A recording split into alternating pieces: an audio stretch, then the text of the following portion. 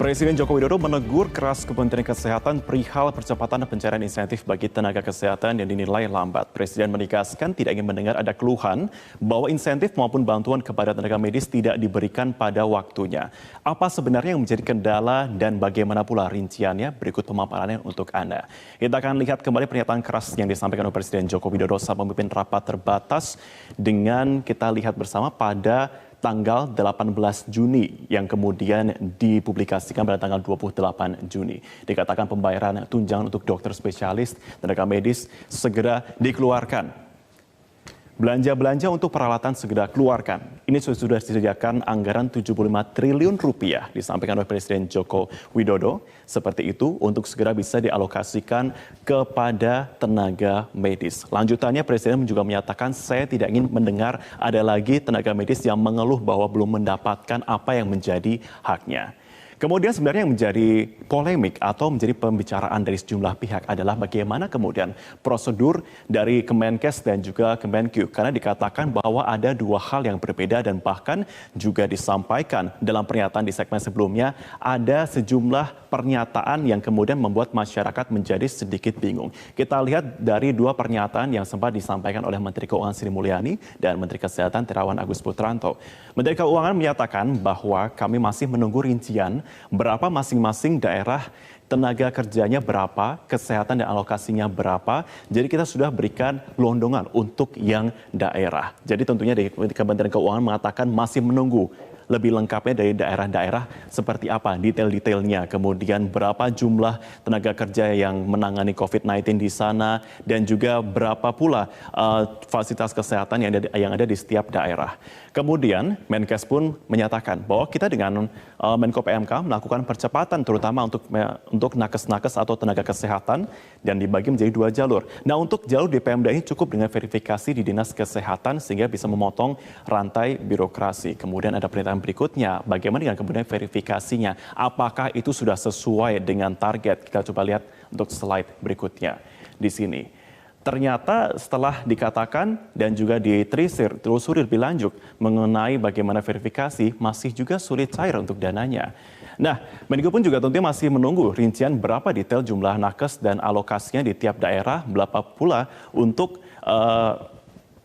fasilitas kesehatan yang ada di sana. Sementara Kepala Badan PPSDM Kemenkes, Abdul Qadir, menyatakan bahwa keterlambatan pencairan ini karena ada faktor birokrasi yang cukup sulit dan bahkan terlambatnya ini itu karena adanya persyaratan-persyaratan yang belum untuk dipenuhi oleh sejumlah pihak. Dan dikatakan pula bahwa terlambatnya usulan pembayaran tunjangan nakes dari fasilitas layanan kesehatan ini untuk dikirim ke Kemenkes. Berikutnya kita lihat lagi.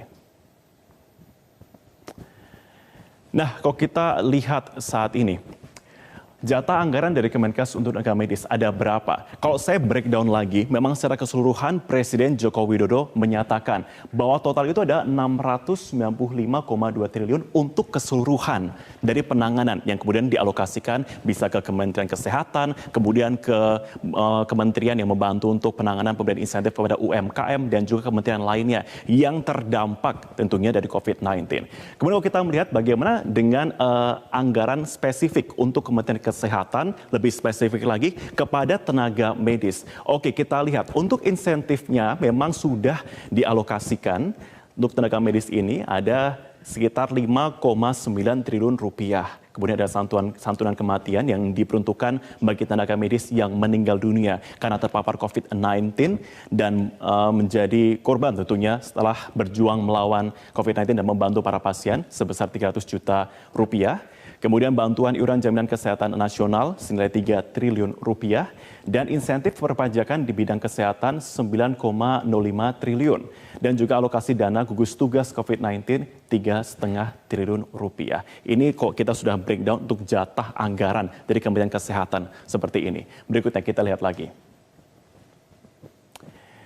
Jadi kemudian yang dikatakan bagaimana kemudian persyaratan yang harus dipenuhi bagi sejumlah pihak ataupun institusi untuk bisa mengajukan pencairan ini. Menurut Sekretaris Badan BPSDM Kesehatan, setiap nakes yang diusulkan mendapatkan insentif harus dilengkapi dengan syarat sesuai dengan peraturan yang berlaku. Nah, selain itu, kita lihat sudah ada 400 kabupaten kota yang sebenarnya mengusulkan pencairan insentif bagi tenaga medis yang berjuang menghadapi perawatan pandemi corona. Namun proses pencairan harus melewati verifikasi data. Di mana kok kayak saya lihat lagi di sini, tim verifikasi pusat ini merupakan tim verifikasi Kemenkes yang ditetapkan oleh Sekjen Kemenkes yang terdiri dari sejumlah badan, diantaranya Sekjen, kemudian Ditjen Yankes, Ditjen Kesmas, Ditjen P2P, Badan PPSDM Kesehatan, dan Badan Litbangkes. Dan adapun dokumen yang harus dipenuhi adalah, pertama adalah surat tugas dari pimpinan disertai nominal yang diusulkan. Kemudian hasil verifikasi tingkat Fasiankes atau institusi kesehatan. Kemudian surat pernyataan melaksanaan tugas atau SPMT. Kemudian surat pernyataan tanggung jawab dari pimpinan fasilitas pelayanan kesehatan atau kuasa pengguna anggaran atau KPA, dan juga pencantuman nomor rekening Faskes pada bank pemerintah dan alamat email resmi dari fasilitas kesehatan tersebut. Berikutnya kita lihat. Kemudian untuk kita lihat lagi bagaimana kemudian teknis yang diperlukan di sini. Berapa besar insentif tenaga medis? Kalau kita lihat lagi, yang dijanjikan memang ada beberapa tingkatannya. Yang pertama dokter spesialis ada 15 juta rupiah, dokter umum dan gigi 10 juta rupiah, bidan dan perawat 7,5 juta, tenaga medis 5 juta, dan insentif nakes di kantor kesehatan pelabuhan atau KKP, kemudian Balai Teknik Kesehatan Lingkungan dan Pengendalian Penyakit atau BTKLPP, kemudian Balai Besar Teknik Kesehatan Lingkungan dan Pengendalian Penyakit atau BBTKLPP. Meskipun kita lihat penyaluran insentif kesehatan masih di sini ada beberapa bagian, tetapi di sini dikatakan paling tinggi 5 juta rupiah, dan juga santunan kematian nakes meninggal terpapar COVID-19 saat bertugas 300 juta rupiah. Memang kalau kita lihat, meskipun penyaluran insentif kesehatan ini masih rendah karena adanya permasalahan di sistem administrasi, di mana masih terjadi gap antara realisasi keuangan dan fisiknya, sehingga perlu percepatan proses administrasi penagihan. Namun Presiden pun berkali-kali mengingatkan bahwa tenaga medis inilah garda terdepan, garda utama penanganan COVID-19.